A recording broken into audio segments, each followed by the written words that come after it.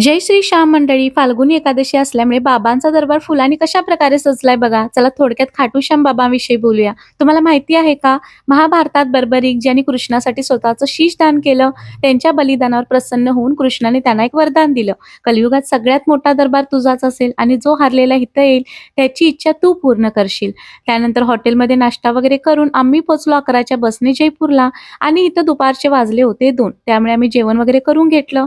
तुम्ही जर जयपूरमध्ये फिरायला येत असाल तर नक्की व्हिजिट करा ह्या शाही रसोईमध्ये. मग आम्ही जलमहल पाहण्यापासून सुरुवात केली. त्यानंतर आम्ही मुलांना घेऊन आलो एका जादुई दुनियामध्ये. इथं आल्यावरती तेजस तनिष आमच्या हातालाच येईनात. फायनली मीच दोघांना पकडले. जयपूरमध्ये ही ट्रिप माझी दुसरी आहे. 10 वर्षाआधी मी इथं आली होती. खरं तेव्हा तेजस तनिष खूप छोटे होते, म्हणून सर्व अनुभव हा मला घेता आला नव्हता. हे 9 अजुबे आहेत. ह्यामधले तुम्हाला मी 8च अजुबे दाखवणार आहे आणि हा एक तुम्ही पाहिलेला आहे.